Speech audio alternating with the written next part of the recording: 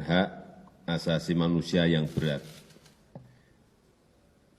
yang dibentuk berdasarkan keputusan Presiden nomor 17 tahun 2022. Dengan pikiran yang jernih dan hati yang tulus, saya sebagai Kepala Negara Republik Indonesia mengakui bahwa pelanggaran hak asasi manusia yang berat memang terjadi di berbagai peristiwa. Dan saya sangat menyesalkan terjadinya peristiwa pelanggaran hak asasi manusia yang berat pada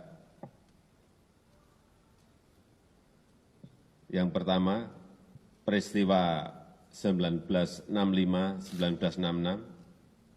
Tapi karena saya tidak tahan, saya harus sampaikan. Saya harus sampaikan betapa besarnya ancaman bangsa ini. Kondisi yang sangat-sangat menakutkan. Dan terbukti bahwa Islam dikerdilkan.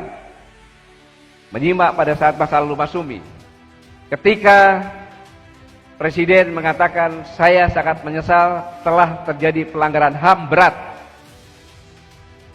Dan saya akan memulihkan korban.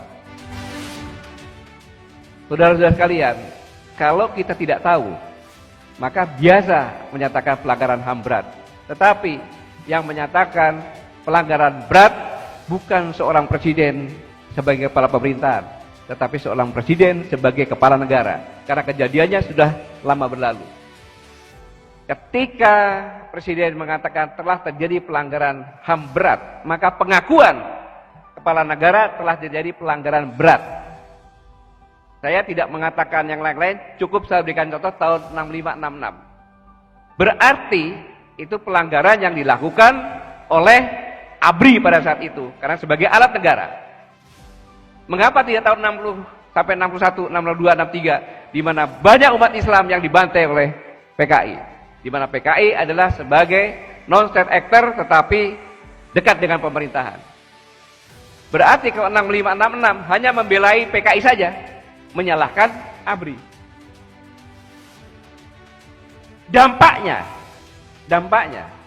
maka ABRI atau TNI sekarang adalah institusi yang amoral, yang bejat karena telah melakukan pelanggaran HAM berat. Di dunia internasional tidak bisa lagi menjadi pasukan perdamaian. Karena salah satu persyaratan untuk menentukan pasukan perdamaian adalah menanyakan kepada negara yang bersengketa, saya akan menaruh pasukan perdamaian, apakah Anda setuju? Pasti nanti akan tidak setuju kalau TNI yang masuk atau Polri yang masuk, karena pernah punya cacat untuk melakukan pelanggaran HAM berat. Di Indonesia sendiri, negara ini, kita boros demografi. Generasi muda hampir tidak tahu tentang sejarah G30 SPKI karena telah dihapuskan. Maka ikut mengutuk TNI. Saudara-saudara, pertahanan negara ini bisa dipertahankan dan ditakuti oleh seluruh dunia bukan karena hanya TNI saja, tapi kemandunggalan TNI dan rakyat. Manakala ini dipesah, TNI hanya sebagai bangkai. Karena kemandunggalan TNI dan rakyat seperti ikan dengan air atau nyawa dengan badan. Apa yang terjadi? Disitulah bangkit. Karena memang dikasih pintu untuk bangkit, yaitu akan memulihkan kondisi. Yang rumahnya terbakar akan dibuatin rumah, yang tidak punya kerjaan diberi kerjaan. Tetapi yang dulunya ketua DPT, DPC, ketua partai akan dipulihkan. Dia nuntut dong. Maka yang dipulihkan ada Partai Komunis Indonesia. Dan ini adalah satu pelanggaran. Tidak bisa namanya seorang presiden sebagai kepala negara mengatakan ada pelanggaran HAM berat dan akan memulihkan, tetapi itu adalah non-judicial, boleh. Tetapi berdasarkan jurisprudensi 52 negara, itu harus ada pengakuan dari korban dan ada pengakuan dari yang melakukan.